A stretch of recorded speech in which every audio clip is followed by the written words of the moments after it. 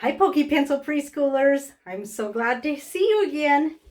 Today is time for book 3 of our Money Week. This book is called Once Upon a Dime. See, it's about dimes by Nancy Allen. Let's see what she has to say. Once upon a time, way back in Birdhaven Hollow, there lived a farmer named Truman Worth. Every day he worked from sunrise, that's when the sun goes up, to sunset, that's when the sun goes down. He milked the cow, gathered the eggs, fed the pigs, and chased the sheep away from the briar patch. He was a friendly sort, so I liked to help him. Even through the coldest winters, the wettest springs, the driest summers, and the windiest autumns, Farmer Worth whistled as he worked. Some days Miss Nancy True, who lived down the road, would drop by and hum along. With the cow mooing, the chickens clucking, the pigs oinking, and the sheep baying, it sure was a symphony of noises. Farmer Worth always said he was as happy as a pig in a puddle. Farmer Worth grew crops just like everybody else in these parts. He grew apples, plain old regular apples. He grew beans, plain old regular beans. All the animals on the farm were just plain old regular animals. As for fertilizer, Farmer Worth used only the organic kind that came from the animals.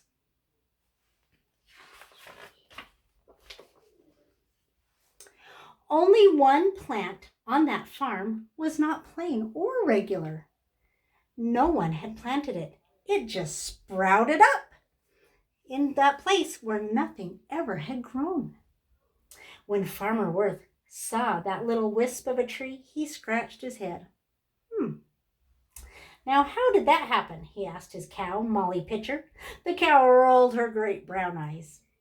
Farmer Worth thought any tree that grew in that spot should surely need some fertilizer.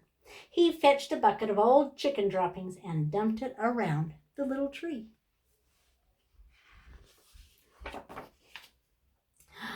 In just 1 week, the tree was as high as my knees. In 2 weeks, it was up to my shoulders. And in 3 weeks, it was as tall as Farmer Worth.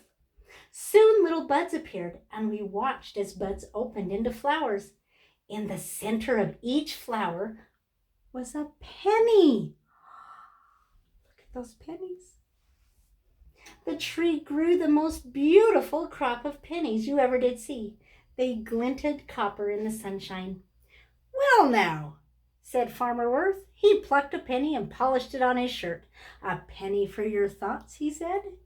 We're rich! We should count it all up, I crowed, as loud as a rooster, Franklin D. Roosterfelt.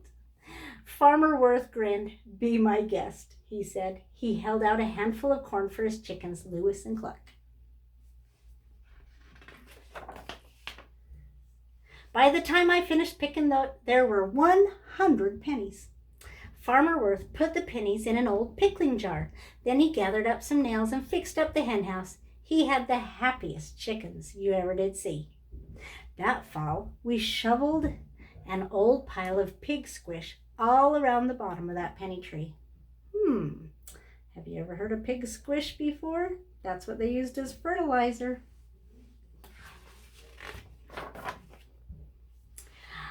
The following spring, little silver centers grew in the flowers of the tree. I declare, sang Miss True when she brought us a plate of homemade brownies, your tree is sprouting nickels, Mr. Worth. I call it my piggy bank tree, he said. Scratching his pig behind the ears, Dwight D. Oinkenhauer grunted happily. I got a pail and picked 100 nickels off the tree. Farmer Worth added up the nickels and put them in the jar with the pennies. To celebrate, he turned on the hose for Dwight D. Oinkenhauer, William Muckinley, and Dolly Matisow. Those pigs made the ooziest mud hole you ever did see. They love to play in the mud, don't they? That fall, Farmer Worth decided to try sheep biscuits as fertilizer for the tree. The next spring, when buds appeared on the tree, I watched them like a cat at a mouse hole. They were very small when they started to open. These ain't big enough for nickels, Farmer Worth, I said. Aren't big enough, corrected Miss True, who used to be a teacher. But they're worth twice as much, said Farmer Worth, looking closely. Those flowers are making dimes. Oh, so pretty. And don't they make a lovely sound, said Miss True. She closed her eyes to listen. The dimes pinged and tinged, clinked and plinked, making the tree sound like wind chimes. Have you ever heard wind chimes on someone's porch or their deck, and the wind blows and they clink together? Folks said you could hear the music all through the hollow. Farmer Worth liked the music so much he didn't pick any of the dimes. After a week or so, they started falling off by themselves. I raked them up and counted them. All in all, I poured 100 dimes into our jar. To celebrate, Farmer Worth mixed up a tub of sheep dip for Woodrow Wilson, Grover, Cleveland, Rutherford, Hayes, and all the other sheep. It was the bubbliest sheep dipping you ever did see. Look at that tub down there. That fall, we talked about the strange tree a lot. It had grown bigger and would need more fertilizer. Farmer Worth and I raked in cow pies as far as the branches would reach. Next spring, the flower buds grew bigger and bigger this time. When the buds opened, each flower had a shiny new quarter. The heavy quarters made it sound like tiny cowbells. They didn't sound as nice as the dimes, but they sure were worth a lot more. When we were done picking, there were 100 quarters. I reckon we have a cup of quarters. That's a quarter of a quarter quarters. Can you say that 3 times? Quarter of a quarter quarters. Quarter of a quarter quarters. Quarter of a quarter quarters. Kind of mixes your tongue up a little bit. Farmer Worth patted Molly Pitcher and said, "Look what we grew." He then gave Molly a shiny new cowbell. Now we had used fertilizer from each kind of animal on the farm. Farmer Worth was going to fertilize the tree with the same old cow pies when I had an idea. How about using my dad's bull? I asked. Dad would let us use some bull chips. He might, but will the bull let us? Well, I thought that bull was pretty friendly, so I paid him a visit. He didn't like me much, but I got some bull chips. The next spring, the tree didn't flower at all. It just made leaves.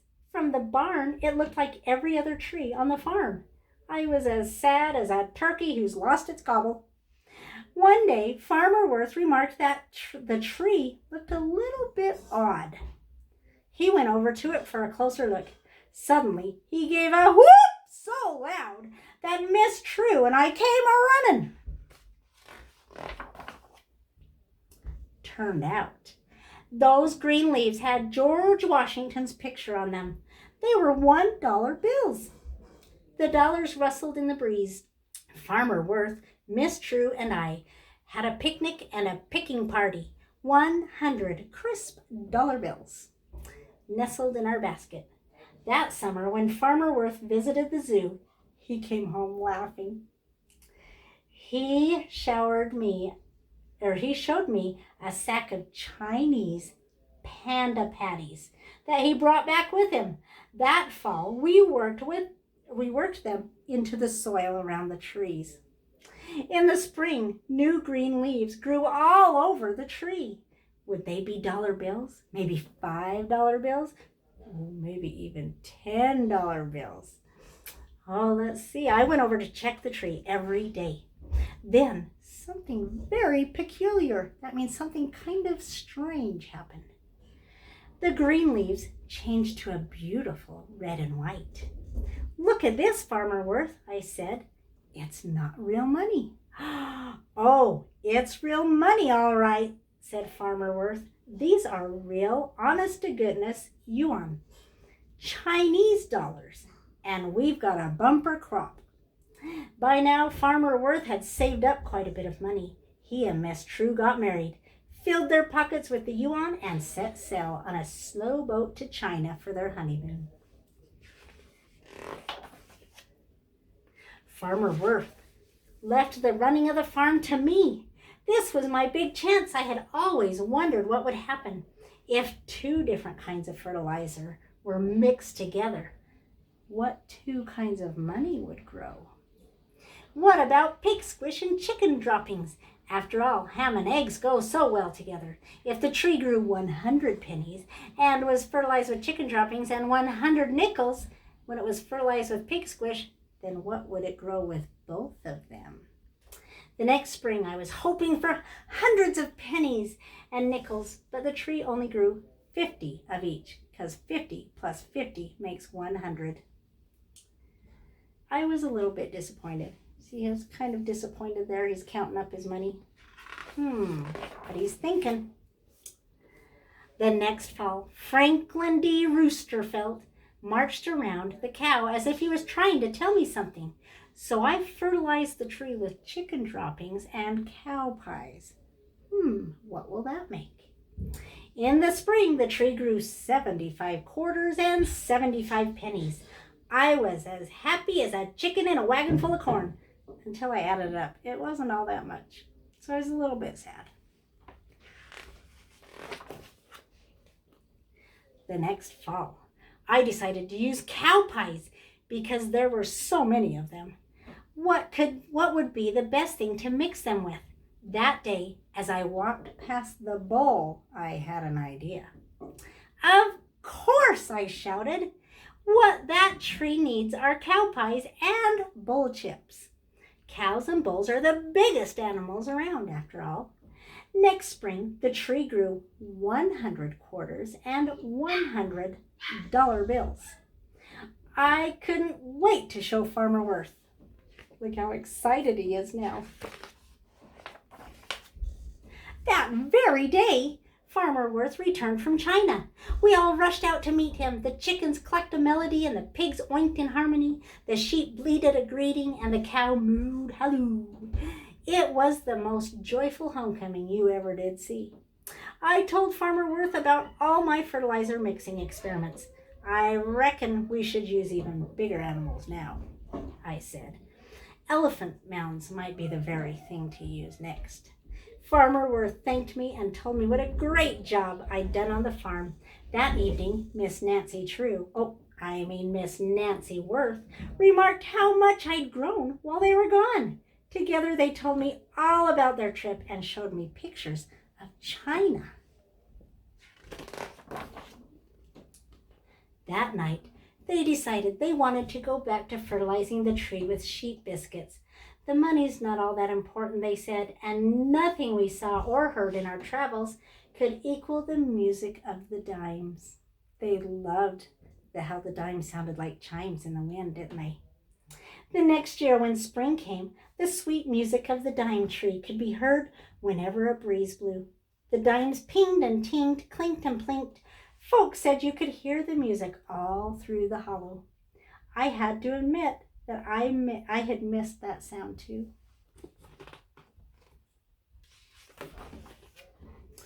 After that, nothing strange happened in Birdhaven Hollow for a long time. That is, until the day when we all found out that little Annie Trueworth liked eating her alphabet cereal outdoors. Look at her alphabet cereal is falling on the ground. And what's growing on the tree? Thanks for reading with me, everyone. Have a great week.